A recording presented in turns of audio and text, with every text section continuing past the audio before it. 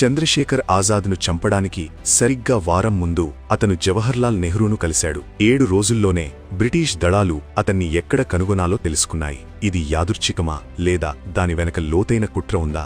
ద్రోహం ఎలా ప్రారంభమైంది? చంద్రశేఖర్ ఆజాద్ స్వాతంత్ర్య పోరాటంలో విప్లవకారుడు. అతను నిజంగా తన పేరులాగే ఆజాద్ అయ్యాడు. కాని ఒకే ఒక ప్రశ్న ఉంది. తన సొంత సమాజంలోనే గూఢచారుల నెట్వర్క్ సృష్టించబడిందా? ప్రయాగ్రాజ్కు చెందిన ఆల్ఫ్రెడ్ పార్క్ ఇప్పటికీ లోతైన ద్రోహానికి సాక్షిగా నిలుస్తుంది. ఫిబ్రవరి 27, 1931. కేవలం 24 సంవత్సరాల వయస్సులో ఆజాద్ ప్రాణత్యాగం. ఈ మరణం అకస్మాత్తుగా జరిగిందా? ఒక రహస్య సిఐడి లేఖ ప్రకారం అలహాబాద్లో ఒక గుర్తు తెలియని వ్యక్తి ఆజాద్ కార్యకలాపాల గురించి బ్రిటిష్ వారికి సమాచారం అందించేవాడు. నెహ్రూతో ఆజాద్ సమావేశం. అతని మరణానికి సరిగ్గా 7 రోజుల ముందు, అంటే ఫిబ్రవరి 20, జవహర్లాల్ నెహ్రూను కలవడానికి ఆజాద్ ఆనంద్ భవన్కు చేరుకున్నాడు. నెహ్రూ ఆత్మకథలో ఆజాద్ వంటి విప్లవకారుల కార్యకలాపాలు ప్రమాదకరమైనవి అని వర్ణించబడ్డాయి. వీరి సమావేశం విఫలమైంది. ఆజాద్ తిరిగి వచ్చాడు. చరిత్ర గమనం మారడం ప్రారంభించింది.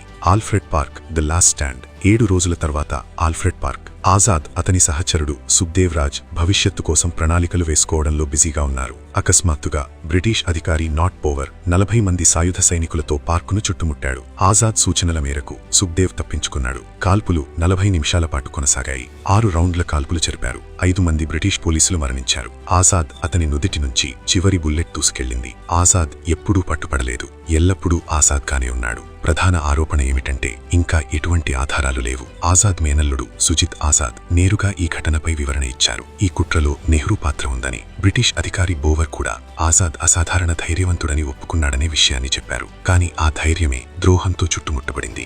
మార్చి 10, 1947. సిఐడి నుంచి మరొక రహస్యలేఖ అనుమానాలకు తావిస్తోంది. 3 బ్రిటిష్ గూఢచారులు, ఒకరు అలహాబాద్ నుంచి, 2 సహారన్పూర్ నుంచి అంటూ పేర్లు ఇప్పటికీ తెలియవు. ఆజాద్ మరణం వెనక సమాధానం లేని ప్రశ్నలు ఎన్నో నేటికీ వెంటాడుతున్నాయి. ఆజాద్ మరణం చుట్టూ ఉన్న అనేక ప్రశ్నలు సిఐడి ఫైల్లోనే ఉన్నాయి. ఈ ఫైల్ లక్నోలో ఉందని మీడియా నివేదికలు చెబుతున్నాయి. ఇందులో సంచలనాత్మక సమాచారం ఉంది. స్వాతంత్ర్యం తర్వాత అత్యంత షాకింగ్ విషయమేమిటంటే ఒక సమయంలో భారత ప్రభుత్వం ఈ ఫైల్ను నాశనం చేయాలని కోరుకుంది. అలా ఎందుకు? నెహ్రూతో సమావేశం, ఆల్ఫ్రెడ్ పార్క్లో యుద్ధం, రహస్యలేఖలు కలిపితే చంద్రశేఖర్ ఆజాద్ మరణం నేటికీ చెప్పలేని రహస్యంగానే మిగిలిపోయింది.